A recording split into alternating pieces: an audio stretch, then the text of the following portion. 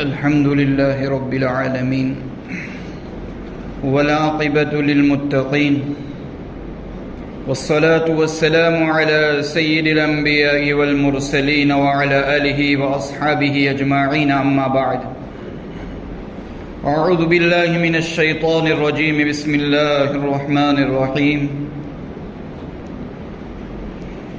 ولا تهنوا ولا تهزنوا وأنتم الأعلون إن كنتم مؤمنين صدق الله العظيم۔ ایک مرتبہ درود شریف پڑھ لیجیے۔ اللہم صلی علی سیدنا محمد وعلی آل سیدنا محمد مبارک وسلم۔ بزرگان محترم اور میرے عزیز دوستو،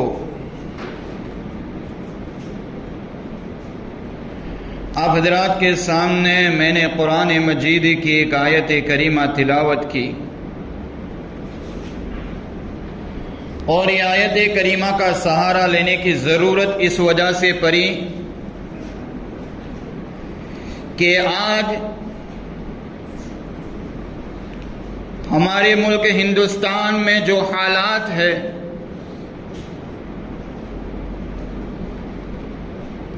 اور خصوصاً مسلمان قوم جو گھیرے میں ہے اور مسلمان کمیونٹی جو ہے وہ گھبرا چکی ہے، اور لوگوں کے چہروں پر مایوسیاں نظر آ رہی ہے۔ مناسب سمجھا کہ اللہ تبارک و تعالیٰ کا کلام اس کے اوپر ہمیں کیا سبق دے رہا ہے، اللہ کا کلام ہمیں کیا ہدایت دے رہا ہے، یہی آیت کریمہ سمجھ لیجیے۔ اللہ تبارک و تعالیٰ اس آیت کریمہ میں ارشاد فرماتے ہیں وَلَا تَهِنُوا، تم کمزور نہ ہو جیو، وَلَا تَحْزَنُوا، تم غم نہ کھائیو، تم پریشان نہ ہو جیو، وَأَنْتُمُ الْأَعْلَوْنَ، تم ہی سربلند رہو گے، تم ہی غالب رہو گے، لیکن شرط کیا ہے؟ ان کنتم مومنین، اگر تم ایمان والے بن کر زندگی گزارو گے تو۔ یہاں پر ان شرطیہ ہے، یہاں پر شرط رکھی، ان کنتم مومنین، اگر تم ایمان والے بن کر رہو گے۔ اللہ جو ایمان چاہتا ہے وہ ایمان تم بنا کے رہو گے دنیاوی زندگی میں، تو پھر کیا ہوگا؟ یہ شرط ہوئی ان کنتم مومنین، اس کی جزا، اس کا بدلہ وَأَنْتُمُ الْأَعْلَوْنَ، تم ہی سربلند رہو گے۔ یہاں پر یہ بات سمجھ میں آ گئی کہ دنیاوی زندگی میں اللہ جیسا ایمان چاہتا ہے اس کے مطابق ہمیں ایمان بنانے کی فکر کرنی پڑے گی۔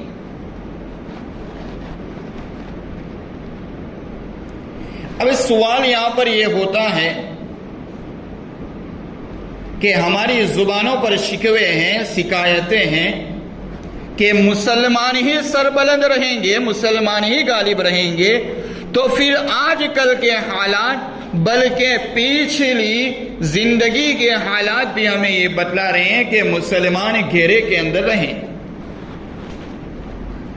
لیکن یاد رکھے، صحابہ کی زندگی اور ہماری زندگی میں فرق ہے۔ صحابہ کرام خود اپنے اوپر حالات نہیں لاتے تھے، ہم اپنے اوپر خود حالات لاتے ہیں، دونوں میں فرق سمجھو۔ صحابہ اپنے اوپر حالات نہیں لاتے تھے، اللہ کی طرف سے حالات آتے تھے۔ میں دلیل سے آپ کو بتلاؤں گا، مثال سے آپ کو بتلاؤں گا، اور ہم خود حالات لاتے ہیں۔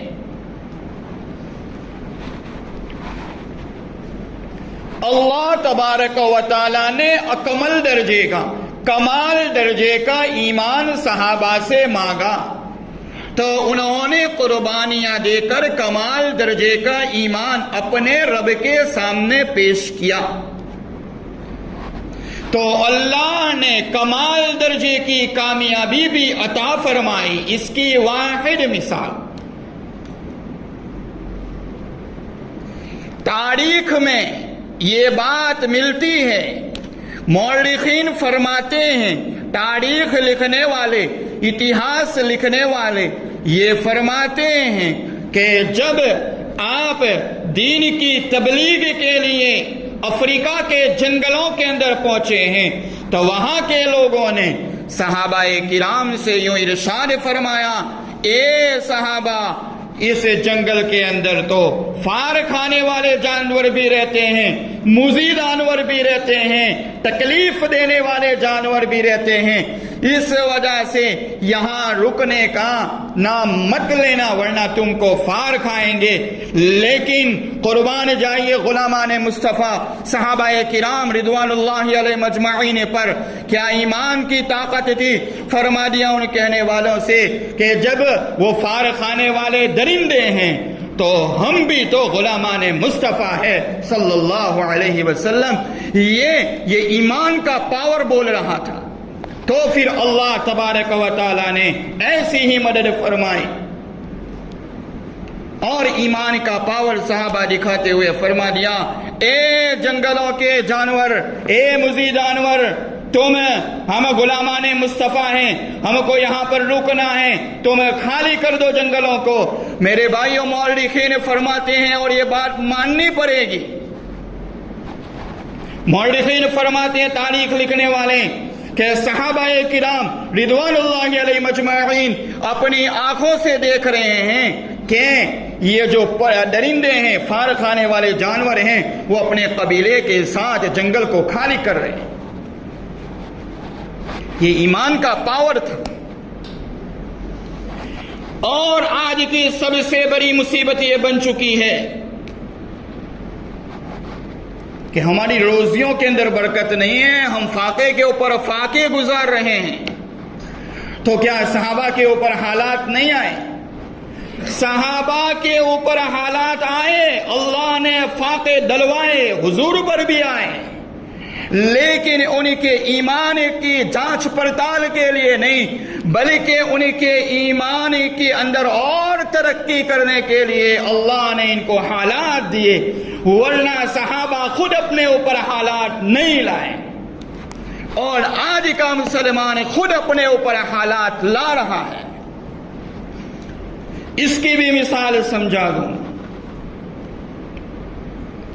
ہم نے کلمہ پڑھ رہا ہے، ہم اللہ اور رسول کے ماننے والے ہیں، ایمان جو ہم سے تقاضا کرتا ہے، ایمان کہتا ہے اللہ کو ایک مانو، محمد کے سوا کسی کو مت مانو، تمہارا نبی محمد ہے، غیروں کے طریقوں میں 100% ناکامیاب تم کو پتا ہے، پھر بھی ان کے طریقوں کو تم دعوت دے رہے ہو، گویا علل اعلان کھلم کھلا تم اللہ سے جنگ کا اعلان کر رہے ہو، اور یوں کہہ رہے ہو کہ تمہارا اللہ تجھے مانا تو صحیح لیکن تیری نہیں ماننا ہے، اسمع یسمع لک، تو سنے تیری سنی جائے گی، جب تو تیرے رب کی تیرے رسول کی نہیں مانتا تو اللہ تیری کیسے مانے گا؟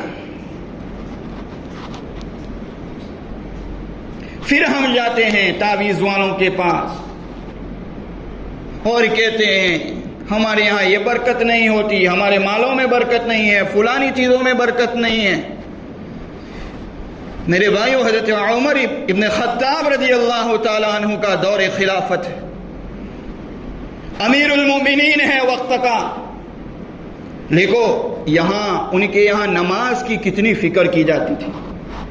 انہوں نے ایک واچ مین کو رکھا تھا ہماری زبان میں، رات کو وہ لوگوں کو جلدی سلا دیتا تھا، اور اس کی ذمہ داری یہ تھی کہ رات کو جلدی سلا دینا اور فجر کی نماز کے لیے سب کو اٹھانے کی ذمہ داری تیری۔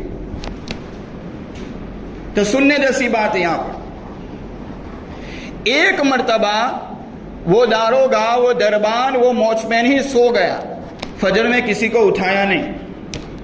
حضرت عمر رضی اللہ تعالیٰ عنہ تشریف لائے مسجد کے اندر، دیکھا کہ مجمع بہت کم نظر آ رہا ہے،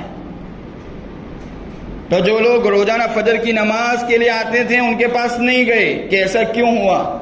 فوری طور پر وہ داروگا، وہ دربان کے پاس پہنچے اور ان کی دروازہ کھٹکھٹایا، دستک دی۔ ان کی والدہ باہر نکلی، کون تھے کہ امیر المومنین حضرت عمر ابن خطاب رضی اللہ تعالیٰ عنہ۔ اچھا تمہارا بیٹا کہاں ہے؟ تو کہ میرا بیٹا تو ابھی سویا ہوا ہے۔ کہ کیا ہوا؟ کہ آج سب کو اٹھایا نہیں اس نے، کہ پوری رات اس نے عبادت کی ہے، اس وجہ سے فجر کی نماز سے پہلے اس کی آنکھ لگ گئی تو وہ سو گیا، کسی کو اٹھایا نہیں۔ اس کی ذمہ داری کیا تھی کہ رات کو جلدی سلانا اور صبح میں جلدی اٹھانا، اس کی ذمہ داری تھی۔ فوری طور پر اس کی والدہ محترمہ سے حضرت عمر ابن خطاب فرماتے ہیں، اور یہ امام حضرت عمر رضی اللہ تعالیٰ عنہ کا جواب سنیے۔ موطا امام مالک ایک کتاب ہے، اس کے اندر یہ حدیث اور یہ روایت نقل کی گئی ہے۔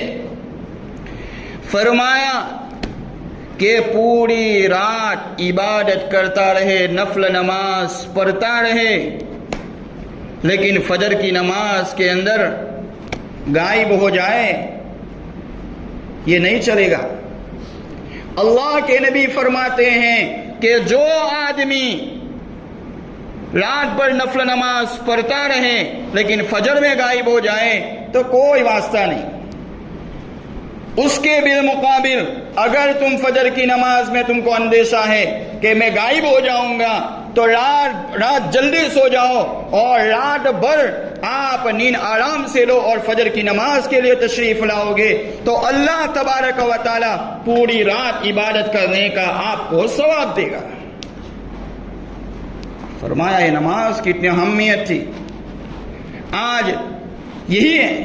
ہاں مجھے حدیث یاد آ گئی بخاری شریف کی، اللہ کے نبی فرماتے ہیں فَكَأَنَّمَا وُتِرَ أَهْلَهُ وَمَالَهُ او كما قال علیہ الصلاة والسلام۔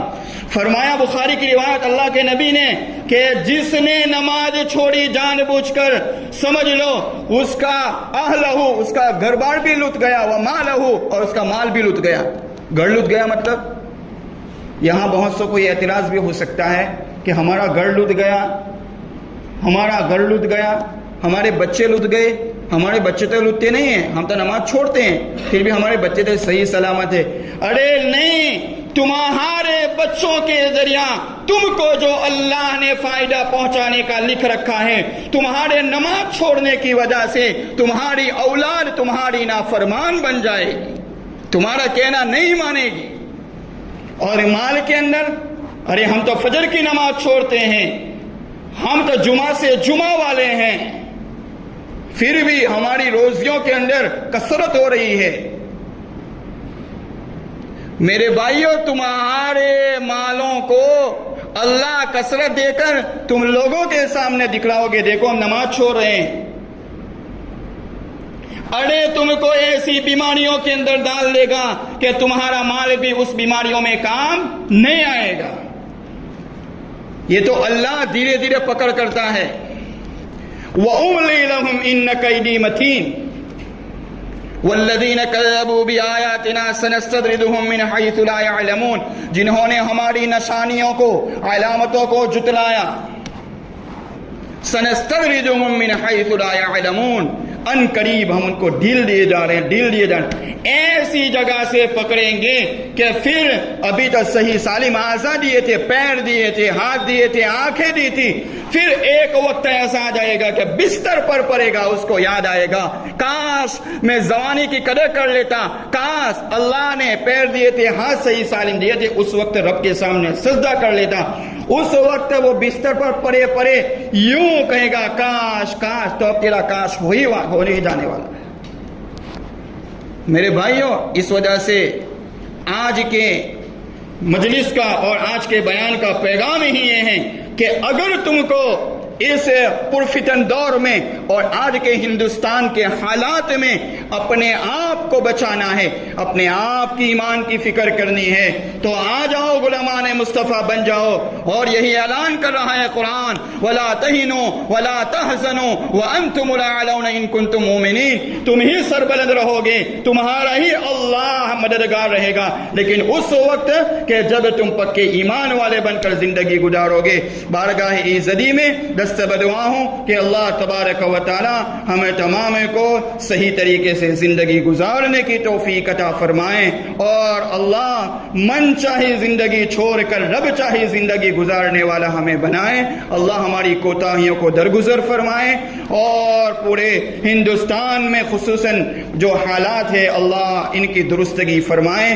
آمین یا رب العالمین۔ وآخر دعوانا ان الحمد للہ رب العالمین۔